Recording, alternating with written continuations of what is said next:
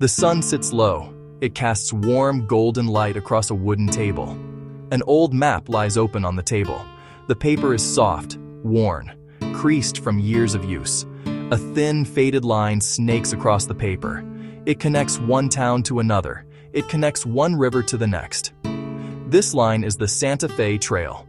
It begins in the green fields of Missouri. It ends in the sun-baked adobe city of Santa Fe in what is now New Mexico. For many years, it was not just a line on paper. It was a living, breathing road. It was a river of people. It was a river of animals. It was a river of stories. The trail starts near a place called Independence, Missouri. From there, it stretches southwest. It crosses wide, open prairies with tall grass waving in constant wind. It climbs rolling hills. It dips into shallow valleys. It fords rivers like the Arkansas. It fords the Cimarron. It moves through dry plains where water is scarce and the sun is relentless. The journey covers almost 900 miles of challenging land. At the end of this long road lies Santa Fe. People use this trail for trade. They brought goods from the United States to sell in Mexico. But it was more than commerce. It was a place where cultures met and mingled. It connected two worlds. We look at the map again, tracing the line with a finger. The first dot is Independence, a jumping-off point, last-minute repairs, and hopeful goodbyes. The line continues to Council Grove, where travelers gathered wood for the treeless plains. Farther west, we see Dodge City. The line then splits, showing two different routes. One path follows the Arkansas River into the mountains. The other cuts across a dry, dangerous desert. Small stars on the map mark forts along the way. Each place has a name. Each place has a date. Each place holds a story. The trail was born of a simple idea: connection and opportunity. For a long time, the Spanish Empire kept New Mexico isolated. In 1821, Mexico won independence from Spain. Santa Fe became the capital of a new Mexican province, open for business. The story of the Santa Fe Trail begins with one man. His name was William Becknell. In the autumn of 1821, he set out from Franklin, Missouri. He was a trader looking to pay his debts. He led a small party of men with pack mules loaded with goods. They weren't aiming for Santa Fe at first. They headed into the southern Rocky Mountains to trade with Native American tribes. Along the way, they met Mexican soldiers. The soldiers didn't arrest them, as the Spanish might have. Instead, they welcomed them and invited Becknell to Santa Fe. The city was hungry for American goods. A new day, a new era had begun. Becknell's first trip was a success. He returned with mules loaded with silver coins. In the spring of 1822, he brought 3 wagons. It was a critical experiment. He proved the prairie was a road a wagon could travel.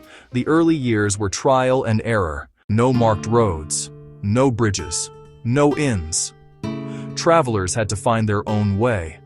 They followed riverbeds and old Native American paths.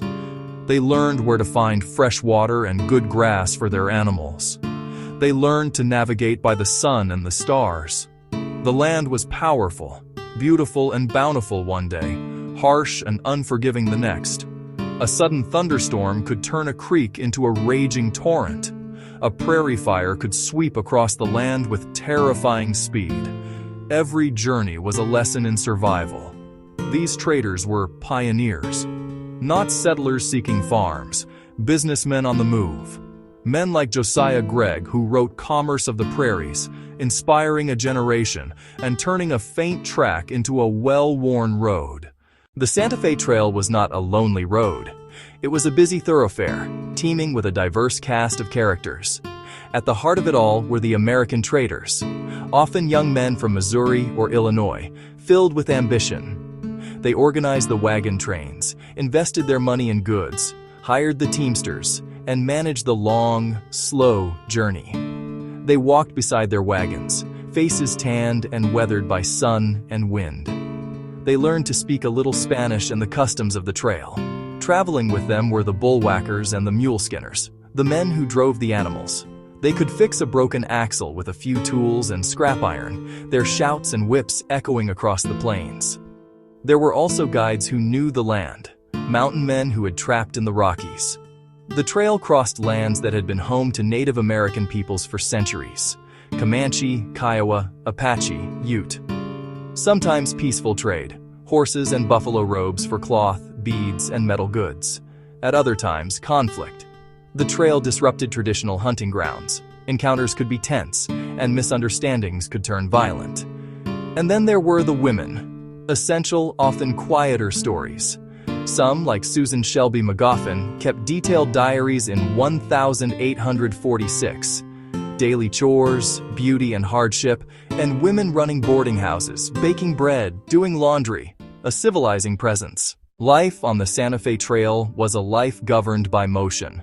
The days began before sunrise, a bugle or a shout, men stumble from bedrolls into cool air. First task, round up the animals, oxen, mules, horses.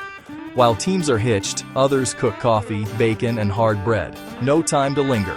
On the move with first light. The wagons, prairie schooners, built tough, packed to the brim. 10 to 15 miles a day, set by the plod of oxen. Walk, drive, endure. Dust in your food, your water, your clothes, your lungs. Creak and groan.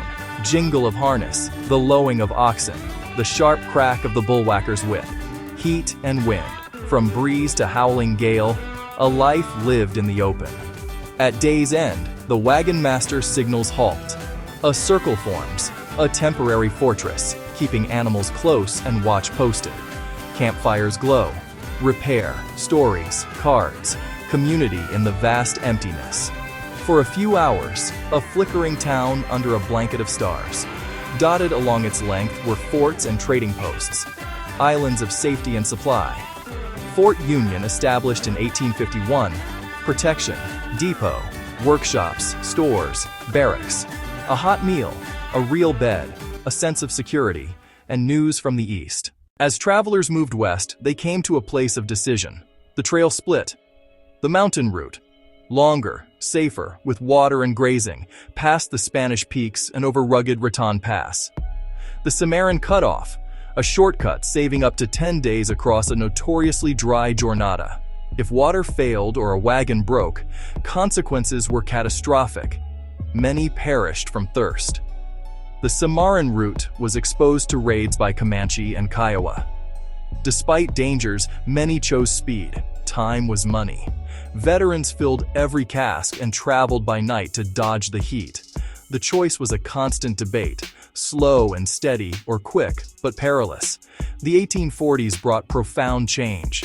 U.S. and Mexico tensions rose. In 1846, war. President Polk sent General Kearny and the Army of the West down the trail. A massive column, wagons, cannons, herds. The trail became a military highway. They reached Santa Fe without firing a shot. The territory fell under American control, reshaping the trail's future. For more than 50 years, the rhythm of the trail was hooves and wheels. After the Civil War, a new sound echoed. The whistle of a steam locomotive. The railroad was coming. A revolutionary force moving goods and people faster, cheaper, more reliably than wagons. The beginning of the end for the old trail. Rails pushed west. The trail grew shorter from the east. For a time, they worked together. Trains to railheads, wagons to Santa Fe. Boom towns, wild, chaotic transfer points at the frontier edge. With each mile of track, the freighter's world shrank. In 1866, one of the last great caravans rolled, Alexander Majors leading. They raced the inevitable Iron Horse. In 1880, the Atchison, Topeka, and Santa Fe reached the city. The wagon trade was over. 2 months by wagon became 2 days by train. The ruts remained. The Iron Horse had won. The last ride of the trail had been taken. After the last train whistle blew in Santa Fe, the trail itself began to fade. The faint parallel ruts stretched across grassy prairie in the low light of evening. The grasses grew back over ruts carved by thousands of wheels. Signposts rotted. Forts were abandoned. Adobe melted back into earth. The trail became a ghost road, a line on old maps, a story told by old men. Far from highways, long, gentle swales mark the wagon's passage, faint scars on the land. The land remembers. Wagon bed spring, point of rocks. The map's language holds the past. Stories passed down. A grandfather recalling the Cimarron Desert. In books and diaries, Josiah Gregg, Susan McGoffin, historians piece the trail from letters, records, ledgers. Not just trade, a story of cultural encounter, economic change, national expansion. In the 20th century, markers rose and museums opened. In 1987, Congress named the Santa Fe Trail a National Historic Trail to protect sites and share its story. The Ghost Road gained a new life in the memory of the nation. We sit at the table and look at the map one last time. The line is still there, a silent witness. It does not move. It does not make a sound. But if we listen closely, we can almost hear the echoes of the past. We can hear the crack of a whip, the lowing of an ox, the murmur around a campfire. We see the hopeful young trader, the weary teamster, the curious child watching the wagons roll by. The trail was never just dirt. It was a path of human lives. It is time to say farewell, with respect and gratitude. Thank you to the men who braved the journey, the women who made a home on the move, the native peoples, the Mexican traders and families of Santa Fe. Today, new travelers follow in cars, stopping at markers, walking among ruins, searching for connection and understanding. We fold the map. The sun sets. In quiet rooms, in exhibits and books, in a child's questions, the trail endures. The trail teaches that all roads begin and end. Change is constant, yet nothing is lost if we remember.